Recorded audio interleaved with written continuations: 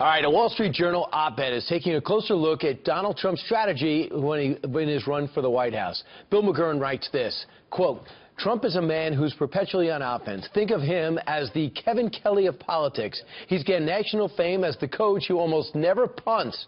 He looks at every game as a four-down, every possession as a four-down possession. He says Trump is playing the same game. He hardly ever backs down, even when he's wrong. The man who wrote that article, Wall Street Journal's Bill McGurn, is here right now to expand on it. Also a former speechwriter for President George W. Bush. Kevin Kelley, a coach that says, I have four downs, I'm not punting on the third down. He doesn't even return punts, right? He's all offense all the time. Right. He believes, his strategy comes down to, he believes the most important thing is to have the ball and to be on offense, as opposed to worrying about denying your opponent field position. Yeah, so he doesn't really care what his opponent does, even if he has to get a fourth down and leaves it at his own 25. Yeah, and sometimes when you play that kind of offense, you're going to be embarrassed sometimes. You know, 4th and 3 in your own territory, interception, they run for a touchdown or something. So it can get ugly with some busted plays. But he has a great record. And 2 back-to-back state championships. What? And you think this is Donald Trump? I think Donald Trump's always on offense. People say he's offensive, but he's always on offense. And as a whole, I think that's a good thing. I think it's the X factor in this election because Democrats have never faced it.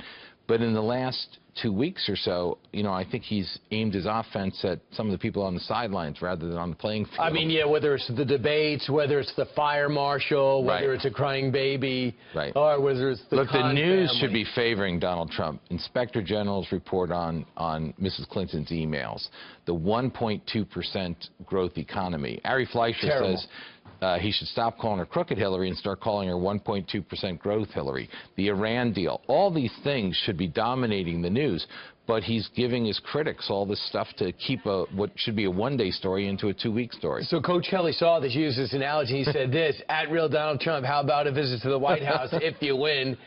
He loved it. He says, always love offense, at real Donald Trump. I probably would be a good consultant for you. So he's having some fun with this. Yes. Bill, are you guys at the Wall Street Journal, are you guys amazed at what we're looking at right now? I think so. There's a lot of differences of opinion. I mean, Donald Trump is just as a factual thing, a divisive man. He's divided a lot of people. I think there's a lot of disagreements among my colleagues what the best strategy is going forward, whether he can win, and so forth. And that mirrors the country. Yeah, I think so. And also, when you look at the polls, there's now a 10-point gap. Right. And I think, look, it's clear Donald Trump has a hard time dropping the mic. Let it go. And you'd think some of his family members would be telling him that. And for those people who are hearing the personal attacks on Donald Trump and thinking, well, it's never been like this before, you also cite, remember, they went after Romney personally, and they talked about how dangerous, Congressman Cummings, how dangerous Sarah Palin is. The idea that that we liked all these nice Republicans before and Donald Trump's different. I mean, I lived through the Bush years at the Bush White House, and the attacks were vicious. So they only like Republicans when they've lost and are no longer a threat. Right. And Donald Trump hasn't lost, and he's very much a threat to the power in the White House. Bill McGurn, thanks so much. Thanks very much, Brian. Got you in early today. All right, you can punch out at 4. All right? Fantastic.